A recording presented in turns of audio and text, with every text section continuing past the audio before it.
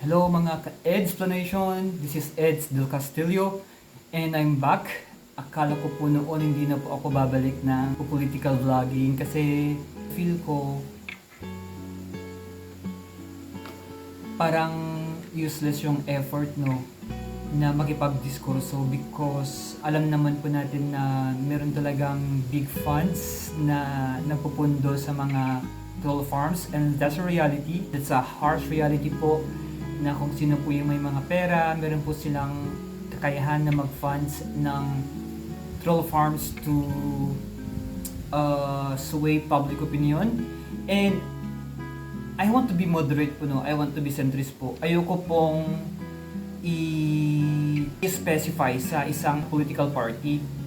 It's a general statement. Pag sinabi natin troll farm, it could be anyone. Like, pwedeng, hindi natin alam, di ba? Yung may mga Duterte supporters, yung mga Dilawan, yung mga Marcos administration.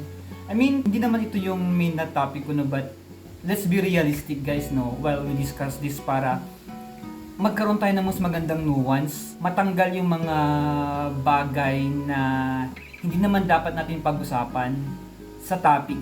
So, sinasabi ko na to para ma-preempt na kayo na this is not about the personalities. This is not about the political parties. And I'm speaking based on the policies na gusto kong i-discuss. Issue-based po ako dito and gusto ko pong pag-usapan natin yung constitutionality at legality ng excessive na force na in-apply sa KOJC. Alright, kinuha ko lang po yung eyeglasses ko, So, let's go back to the topic regarding po sa KOJC, sa pag-implement ng state forces papunta sa pag-serve ng warrant of arrest kay Kibuloy. Okay? So, ang discussion po natin dito is whether or not the excessive show of force by the state forces is justifiable. At ano po yung legal basis kung justifiable? At ano naman po yung legal basis bakit siya hindi justifiable. So, if you're going to ask my stand here, okay? Because I pick sides based on what I could defend. Hindi po ako nagpipick ng side na hindi ko kayang i-defend. So, yung side ko po dito is that the excessive show of force para i-serve yung warrant of arrest ay isang unconstitutional na move at abuse ng power ng government na ito. Okay? Wala naman po akong sinisiraang politiko sa pagbanggit ng aking stand at opinion. Naka-focus po tayo at naka-anchor po tayo sa usaping constitutionality. Okay? Just to be clear. Now, bakit ko nasabi na it is unconstitutional? Okay. If you go to my Facebook page, yung post ko doon about sa aking thoughts. Ano ba sinabi ko dito? Okay, yung sinabi ko dito ay yung sinabi ko doon ay thoughts about the excessive force na ginamit sa pag-serve ng warrant. Okay. So, ang stand ko dito, ang sinulat ko dito ay hindi ako agree dito sa excessive force na ito. Okay? On what basis? Magbibigay po ako ng answer based po sa mga possible na justification ng state o ng gobyerno, okay? So, ang possible na justification nila dito is that nagkakaroon kasi ng resistance, okay? Meron daw resistance sa pag-serve ng warrant of arrest. That's why kailangan daw ng 3,000 na magsaserve. Alright. Para sa akin po, hindi po siya valid justification ng Estado para sabihin na just because may resistance ay magpapadala ka na ng 3,000 armed forces ng Estado. Okay? Pero titignan mo yung naging negotiation ng police na nag-lead sa pag-serve ng warrant na si Torre at saka yung abogado ng KOJC.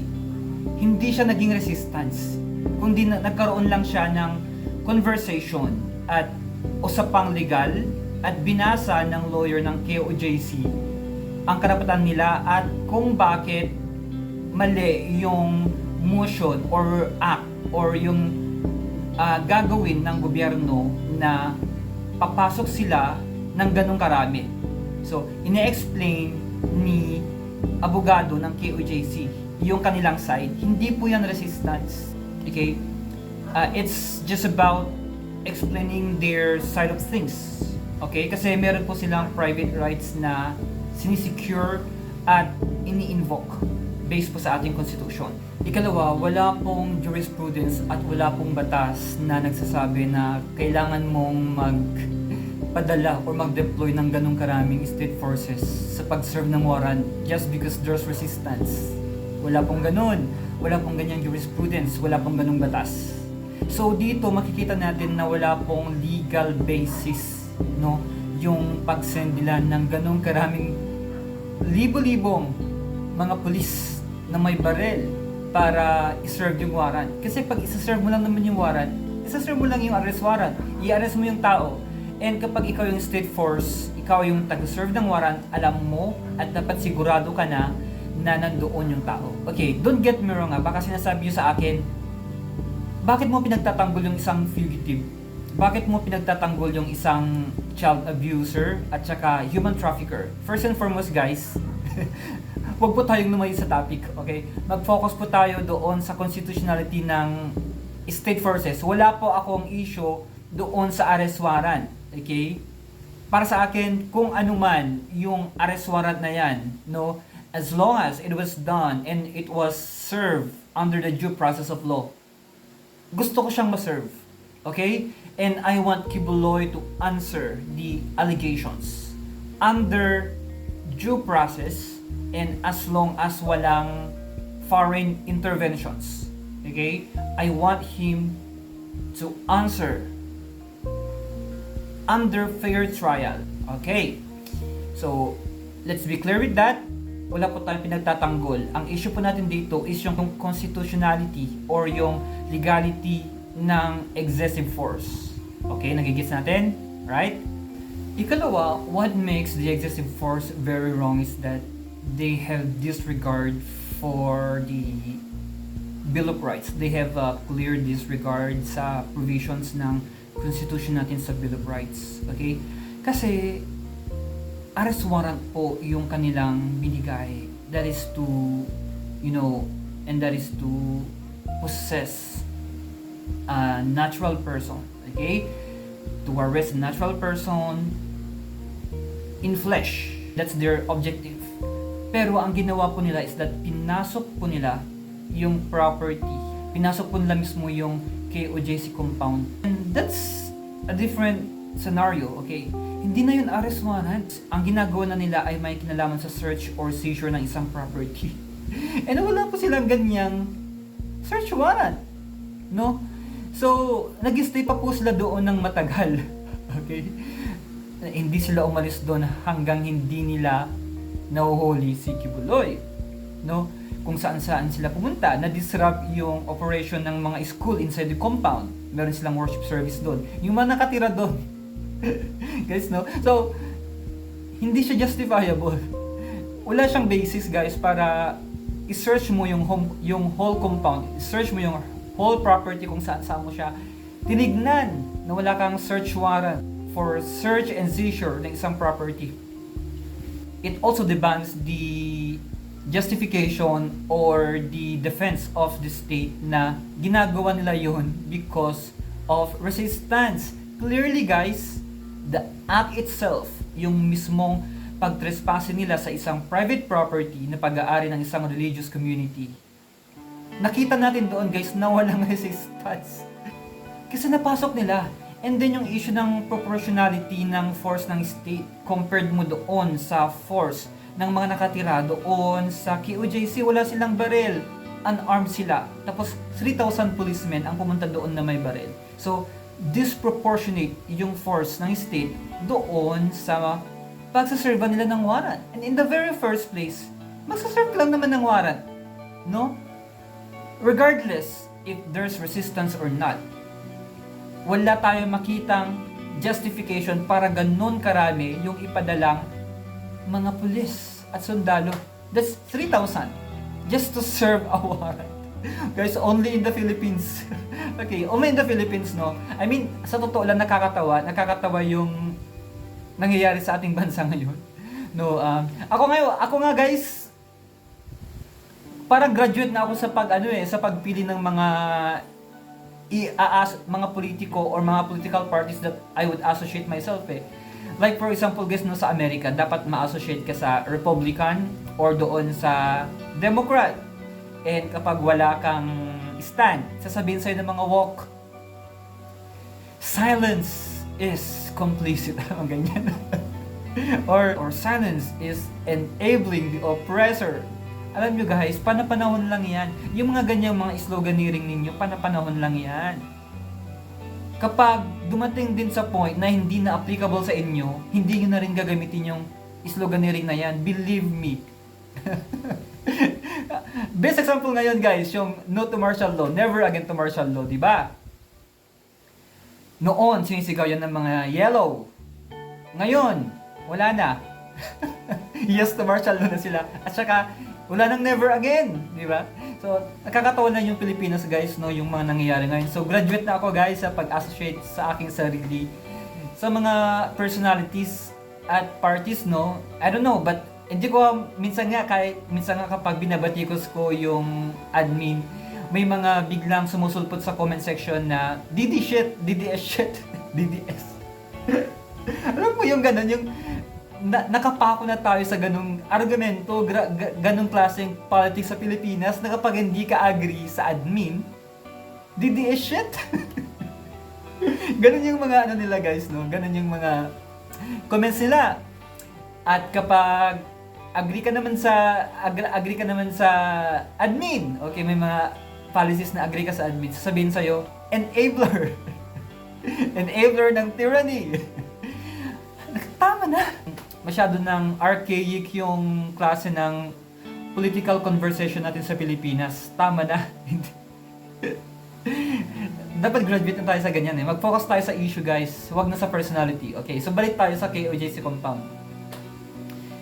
Balik tayo sa topic ng KOJC. Isa pang sinasabi nilang reason bakit justifiable yung force na yon ay dahil daw sa gravity ng case ni Kibuloy. Guys, dito ako tawang-tawa. Super tawang-tawa ako dito nung ginamit nilang justification yung gravity ng case ni Kibuloy. Kasi daw, fugitive daw siya. At saka, meron daw siyang case ng child abuse. And meron din siyang case ng human trafficking. Sobrang tawang-tawa ako doon guys para gawin nilang justification yun para magpadala ng 3,000. wala po tayong batas guys. Wala po tayong jurisprudence na nagsasabi na magpapadala ka ng 3,000 na mga kapulisan just because meron siyang ganong kaso.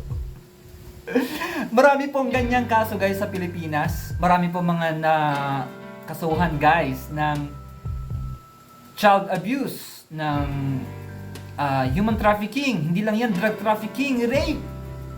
Okay, kurakot ng mga politiko. Marami ding nakasuhang ganyan. Murder! Mas grave pa yan guys kaysa sa child abuse at saka sa human trafficking. Mas grave pa yung murder, mga drug trafficking. Pero, nakita mo ba guys na may mga pulis na nag-serve ng warrant at 3,000 yung pinadala? So mali po guys yung justification na yun, no? Na just because ganun yung gravity daw ng kaso, magsaserve ka ng warrant with that kind of force.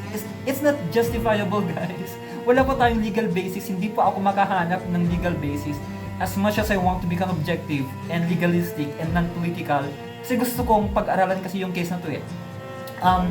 It's actually an issue of the execution of the police power of the state. And isa siyang magandang topic sa akin guys. I'm very interested about this one. Kaya ko siya pinag-uusapan. And I'm making this stand. Kasi this is the stand that I could defend. Okay? So, wala pong law or jurisprudence ang nagsasabi na kapag nakasuhan ka ng ganun, ay kailangan ng excessive force. Nada. Okay? So, nada. Kasi kapag meron, dapat nangyari na before. Ang rami nating mga drug traffickers, ang rami nating mga child abusers na convicted pa mga yan, pero walang ganun. Okay. Ikalawa, Okay, under the rule of law, the accused is innocent until proven guilty under fair trial. Okay. Isa yan sa mga bagay na napaka-basic pero nakakalimutan natin, no? Because gusto natin magpaka-complex.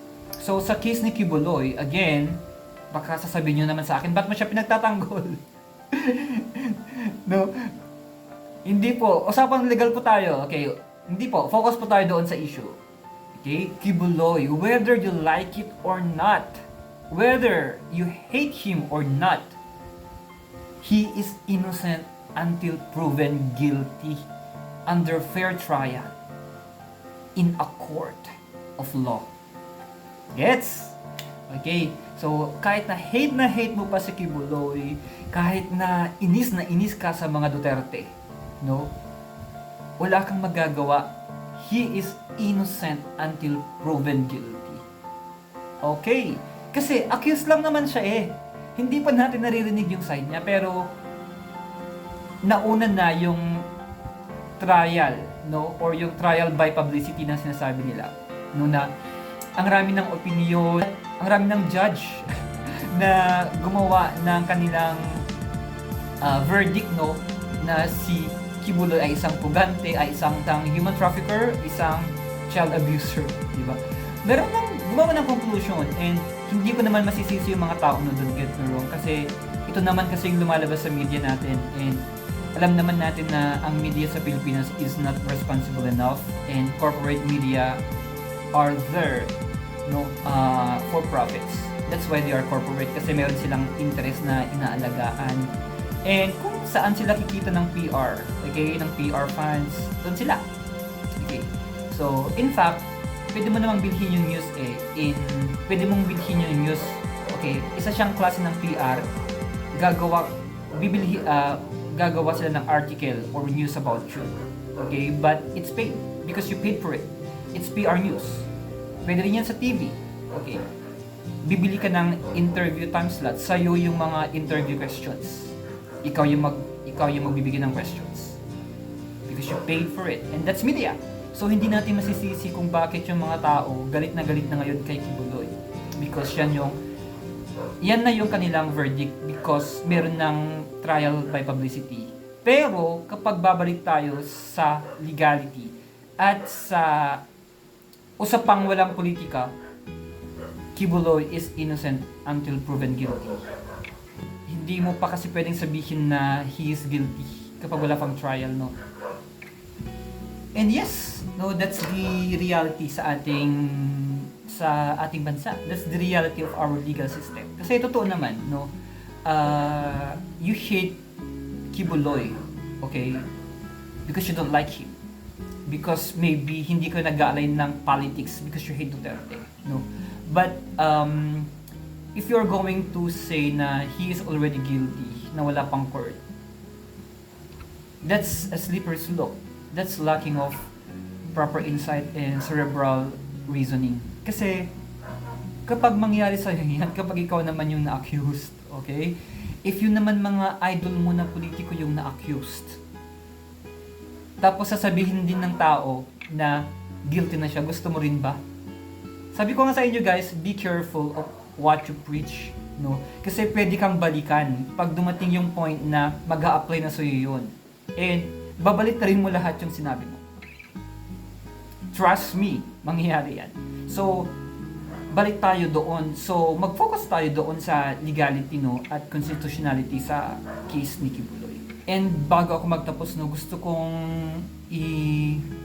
ipahapyawan din guys, no, yung Equal Protection Clause of the law, no. Hindi natin mabasahin yung provision nito sa Constitution, pero ang ibig sabihin lang ng Equal Protection Clause is that dapat kung ano yung ginawa mo sa isang tao, sa isang citizen, yun din ang gagawin mo sa isang citizen, mayaman man siya or mahirap. For example, kung ang criminal procedure ang nangyayari kay X, dapat yun din ang criminal procedure na mangyayari kay Y.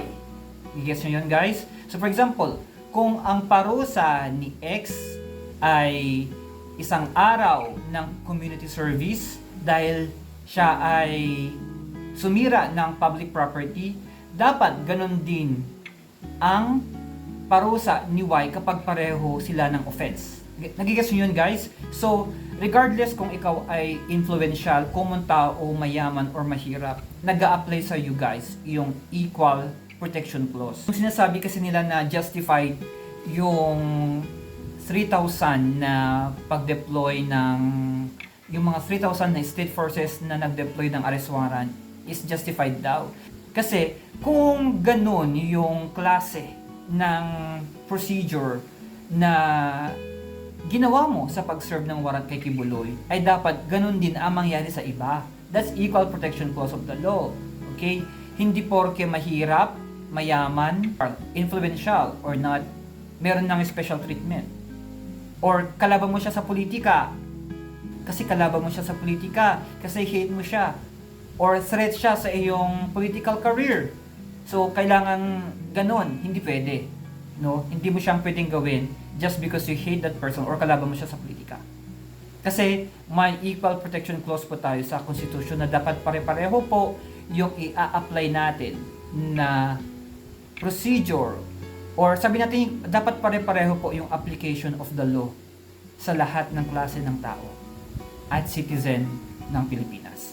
So that's the equal protection clause of the law na definitely violated doon sa ginawang overkill, no, na pag-serve ng warrant kay Kibuloy. Alright? So guys, always know, I'm open to learning. I want to be proven wrong. This is the reason why ayoko na makipag-associate, guys, sa kung ano-ano mang mga political parties dyan or personalities.